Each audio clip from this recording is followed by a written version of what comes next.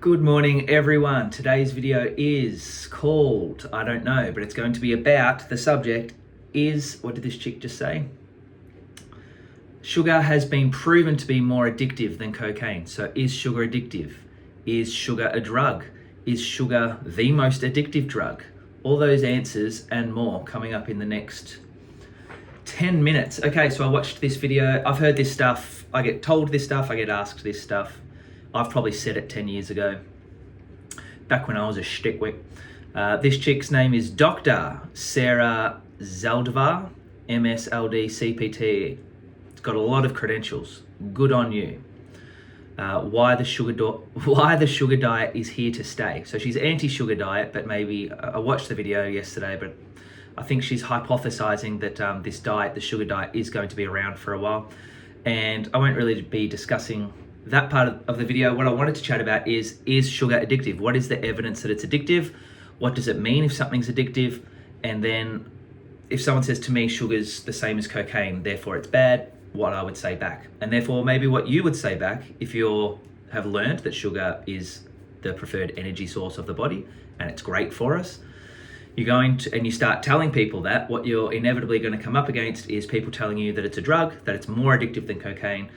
And they're just repeating that. They're just saying that, just like I used to probably just say that. But where is that coming from? It did start off with some scientific evidence. So nothing against this chick. I'm sure you're great. I was going to pick apart her video, like play parts of it and stuff like that. Sorry, it's playing an ad now. Let me turn that down. I was going to kind of pick apart the video and go through it piece by piece. But I think what I'd rather do is just go over this one sentiment, this one sentence of it's more addictive than cocaine. Let me get subtitles back up. So if I do want to move. Okay, so what that's based on, I've got it here. Where is it?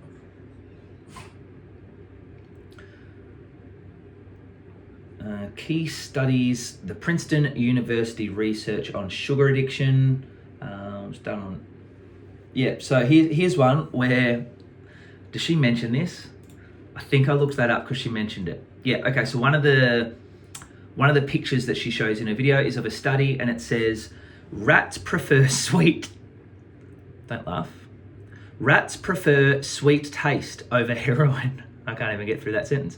In 2014, the findings revealed rats consistently chose the sweet solution, which I think it said, I don't even know if it was real sugar. It might have been some type of, like a fake sugar. Arnie, please. I'll let the dog out in a second, actually. Intense sweetness surpassed cocaine reward. So the first piece of evidence, or one piece of evidence here, that sugar is more addictive than cocaine, than heroin, is that rats or mice chose the sweet tasting more than the drug. Therefore, we deduce that it's more addictive just because they liked something. Isn't that silly? Most rats preferred the lever associated with the sweet solution over the heroin-associated lever. So if a rat chooses sugar over heroin, can we just say that sugar is more addictive than heroin, or worse for us than heroin? Could it not be that the mice just are like, oh, this shit's fun, this stuff's bad, that makes me feel whack, I'll go with the sugar that feeds my body? You could also deduce that, could you not? Let me just move the pup. I thought you'd like it in here with the heat. Obviously not. So I found that to be quite funny. The preference persisted even in rats that had previously developed a history of heroin self-administration. I can't see, I get what they're saying, like, as humans, we know heroin is bad for us, or we've decided that it's bad for us. Therefore, if someone chooses sugar, and it's so addictive, right? We've seen people and how crazy they get with heroin addiction and the downsides of not having heroin. They'll do anything for it. So to give them sugar as a replacement, they're saying that sugar must be therefore worse than heroin, like more addictive. They're addicted to the sugar. So I find that to be an extreme reach. And as a pro-sugar person, I shouldn't even say a pro-sugar person as if it is a debate. As someone that's realized that sugar is good for us and it's what the body uses. It tastes sweet so that we go eat it and enjoy it and use it. Just because we enjoy something more than heroin, that doesn't mean Like, let me think of an analogy on the spot. Getting stabbed in the gut, bad for you. Terribly bad for you. So if I go in a room and there's a place where if I stand here I get stabbed in the gut, and there's a place over here where there's a warm heater. Actually, that's a terrible analogy because getting stabbed in the gut isn't addictive. Forget it. But they're basically just choosing something. Anyway, so she showed that at the front as proof that... Anyway, the other part that people will bring up is that it triggers a certain part of the brain, sugar. It triggers the same part of the brain when ingested as cocaine. It lights up the same area of the brain as cocaine. So I looked into that because I didn't know. I'd heard that. I probably said that in the past.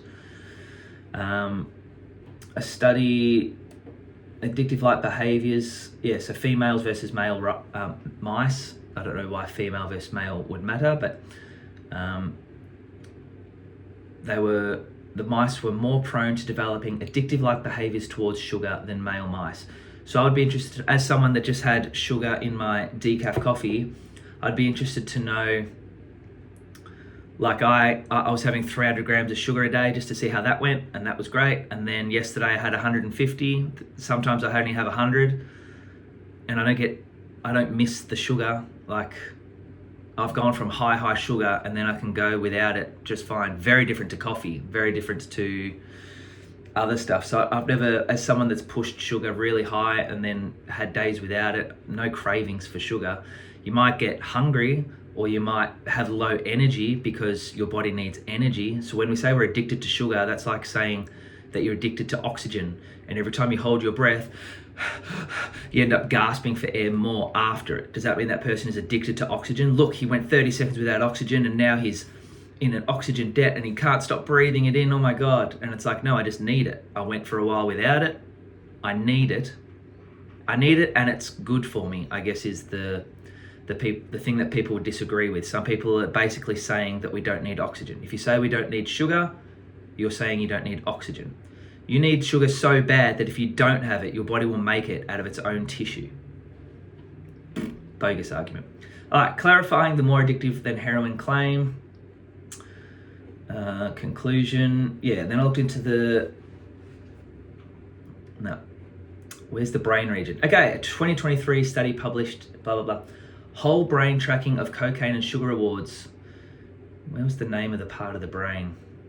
I looked it up and I'd never heard of it.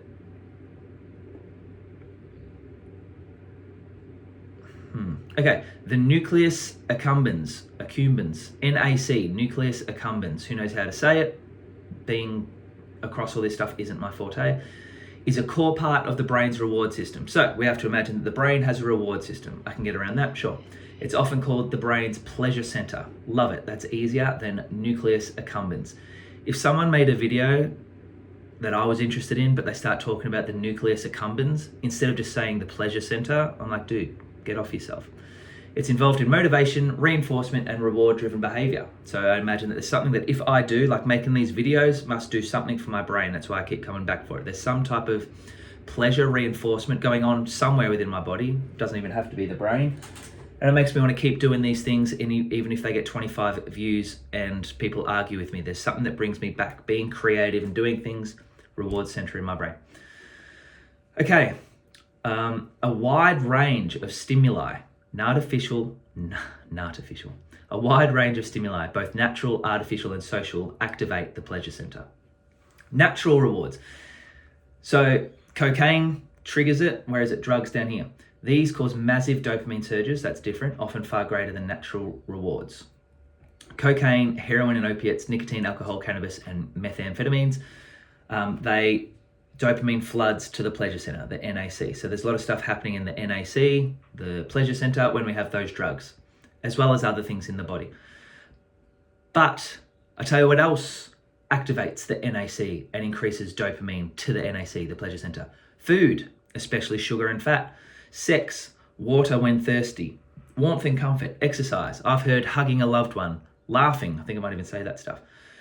Getting money, financial gain, winning, gambling, or even anticipating a reward, social praise, validation, love and attachment, novelty, curiosity, music, art, aesthetics, they all trigger this same thing in here. So if you're using the argument that that we shouldn't have sugar because it lights up the same place as cocaine, then by that same logic, you'll need to stop hugging loved ones, stop listening to music, and stop doing anything that makes you feel good. It's not like there's a little cocaine, a drug, a bad part, that it lights up the bad cocaine part, that cocaine lights up here and sugar lights that exact same spot. There's just a pleasure center in the brain, and sugar does it. Now, if you want to decide that sugar is bad and that it's a drug because it lights that up, then yeah, with that logic, you'll have to also give up anything that gives you pleasure. Now, just because something gives you pleasure, someone could argue, well, just because something gives me pleasure doesn't mean it's good for me. And that is a true statement. There are the things that light up the part of I don't know what side it's on. There's things that light up this part of the brain, the NAC, that are not good for us, or that we've deemed not good for us. But the dose really would be dependent. Like, I'm sure I can have alcohol and I'm fine. I haven't had those other ones, but if I did, who knows how I'd feel. So we're really only saying with the drugs that having them too often or having them too much is what makes them bad. There'd be people out there that could have cocaine once every 3 years, just have a good night and be fine, and maybe meth, maybe heroin. I haven't heard of those types of people, but maybe they're out there. So when we say it's negative, that's still an opinion.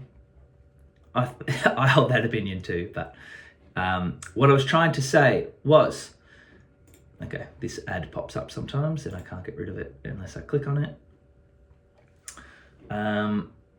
So if you want to say that sugar is bad for you because it lights up that part, then you're missing this part. And this part is like the mice were finding, to cycle back to the mice.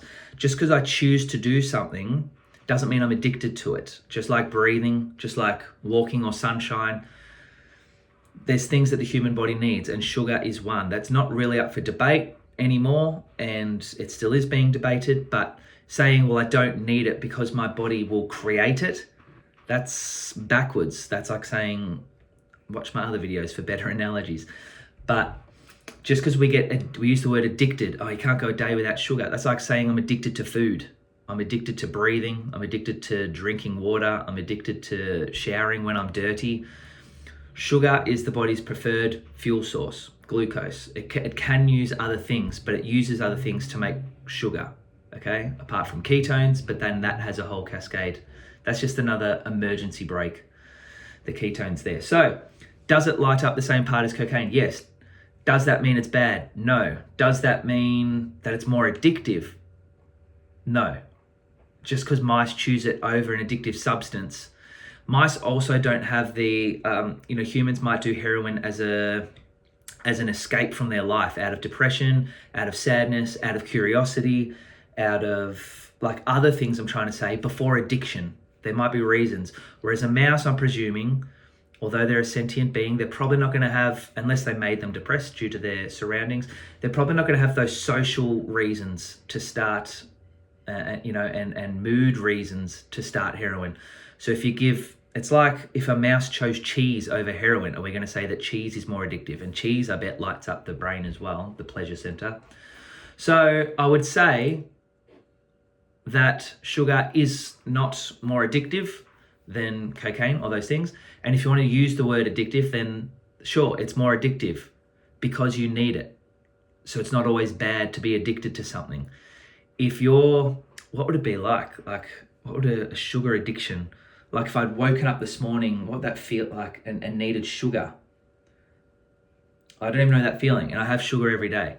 And I've gone without sugar and that felt okay as well. But even just eating carbs and some salty foods and eating water and eating enough food, it gets rid of all addictions anyway. So some weak arguments. So I hope this helps you if you're still on the sugar is addictive, sugar is terrible bandwagon. Maybe this helped.